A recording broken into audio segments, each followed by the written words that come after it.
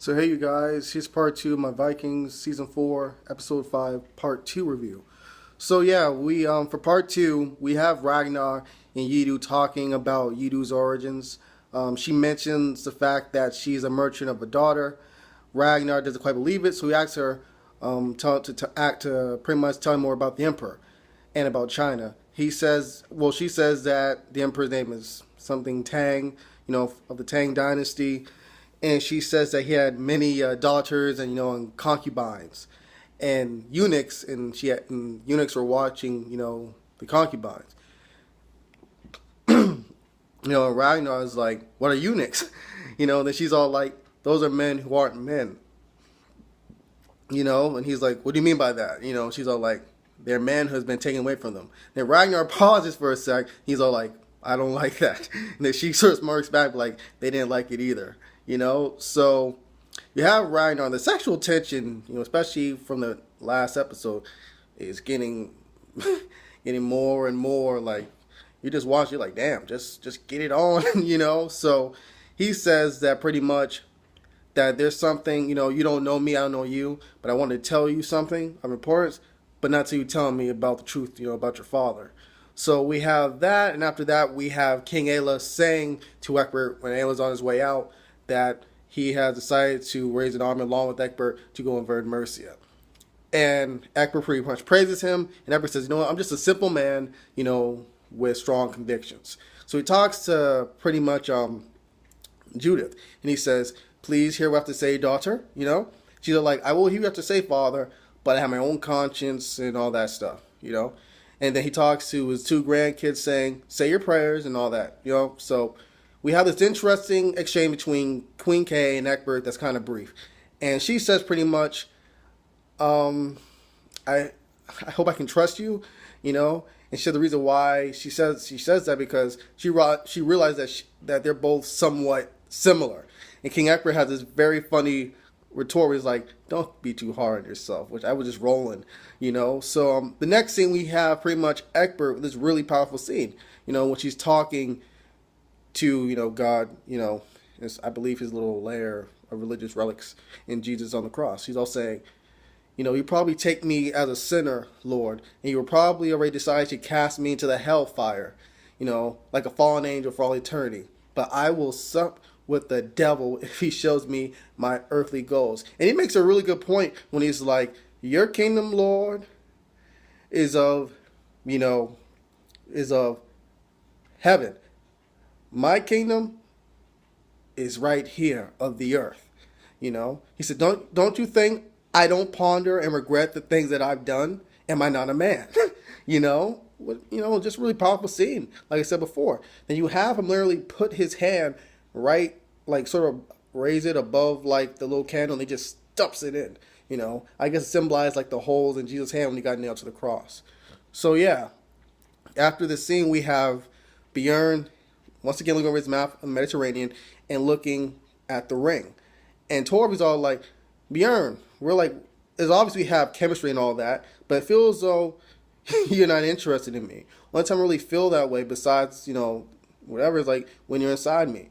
So you have Bjorn, whatever, saying Torby, he does the Ragnar thing. You can tell at this point he definitely has become Ragnar's son, and both personality the way he acts. So he goes down on her, going between them thighs, kissing it. Then she's like, "Oh yeah, by the way, that's Erlander's father's ring, King Horrocks." And then you see Bjorn just look at it like, "I got what I need. I know what I need to know now. That son of a bitch Erlander's behind it. That crazy ass berserker." So yeah, after that, we have this scene where everyone's feasting and all that shit. Ragnar's with Yidu, and they're on the roof, and Ragnar admits to Yidu that he feels old. You know, he lost his friends and all that stuff. And he says, but that's about him feeling like passionless. When he was younger, he had the passion to win, but he doesn't have it, but that doesn't happen with age and everything he lost. So he says that his biggest regret and guilt that he has is the settlement, which he wants his people to have a new life and whatever, and they were all destroyed for the most part. And like I said before, that was his biggest guilt. So that visibly hits Yidu. And there's a tear that comes down, and she says, "My father's the emperor." you know. Then you have Ragnar go on top of her as if he's going to do something to her. Then he just goes up, you know, just further looks at what's happening. So Ragnar and her continue. They see Bjorn heading towards the feasting hall. They see Ubi just looking around, you know, very observant kid, you know. Ubi and Bjorn embracing Torvi. So the next thing we have, pretty much, I believe, Halfdan and King Finehair talking, you know, and they see Floki, and King Finehair points out that that's Floki, the great boat builder, and they invite Floki and Helga to their table. And they're saying, are you not the one that's helped Ragnar become so famous? And Floki's like, yeah. And they're saying, why is people looking at, like, feeling you a certain type of way? Like, everyone seems distant. He's like, because I killed this Christian pet, you know? And Helga's like, Floki. You know, they still, you know, continue on drinking. You notice how Aslak looking at Floki, and they sort of cheer to each other, you know, with the little cup raising.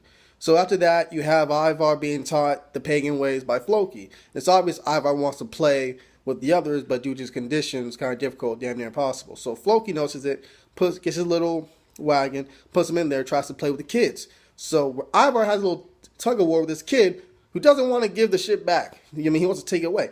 Ivar gets the fucking axe and fucking bludgeons that motherfucker. And it was just such a surreal scene. Everyone's like, what the fuck? And Ivar's screaming at the top of his lungs. Ivar's like, you know, it was just a reaction, you know? And then you have, as I say, it's not your fault, Ivar, it's not your fault. And you have Floki with that creepy smirk, like, I'm teaching him the right way how to be a Viking. You know, it's like, damn, man. So you have Ragnar, you know, throwing darts and just throwing knives and shit. You know, you notice he has this red stuff that's coming down to his beard, whatever, down his mouth. And King Finehair introduces his brother to Ragnar. And Ragnar's not really paying them any mind. And Halfdan's like, no, I'm looking forward, you know, to killing those Christians or whatever. Not just for the sport of it, because I just enjoy fighting. Ragnar's like, well, you have enough time to do that when we're in Paris. You know, King Finehair kind of tastes like, okay, he doesn't want to talk, and they just bounce. So you have this interesting conversation with King Finehair asking Bjorn to sit with him. And Bjorn's like, I don't trust you, you know, because you're ambitious. King Finehair's all like, well, I don't want to give you any reason to kill me, you know? Bjorn's like, I don't give a fuck what, any reason. If I kill you, I want to kill you, you know? And King Finehair's like, well, for now, we're allies, and you need my men. He said, it's about time we kill those Christian folks. Now we are the masters. Is that not so? Is that not so? You know, just raising everybody's amplitude up and shit. Everyone's all, you know, up and, all up. And Bjorn just leaves. So, after that, we have the wedding, you know, or the expected wedding, you know. And we see Leitha getting all prepared and shit, you know. And, there's one more thing that happened. Ragnar and Yidu's really hot and steamy little sex type deal. Ragnar's basically fingering banging the shit out of her, you know, and just the sexual tension's at an all-time high. Words cannot describe it. While she's like freaking, when she orgasms, the dude pretty much feeds the juices to her, you know, and then pulls her hair back and cuts it off. Connect to what she said earlier about her hair was shorter back when she was over in China. And then he kisses her, you know, after. So we have the little expected wedding. Leitha and Calf, everyone's all happy, and then Leitha just stabs the motherfucker, you know, in the stomach. Pretty much connecting back to season 3 when she says, if you sleep with me, I will kill you and not forgive you by taking my earldom away. But it's interesting, Calf is not angry. Calf's pretty much trying to enjoy much of his time left he has on this earth with her. They kiss, you know, and then the next thing you have her standing, you know, on top of the mountain with blood on her womb, symbolism, you know, saying pretty much, you have everyone saying, praise Earl Ixtad. You know, Erlander's like, what the fuck? You know, shocked. So, yeah, that's all I have to say about this episode. Like the video, subscribe to my channel, write some comments down below, and yep, adios.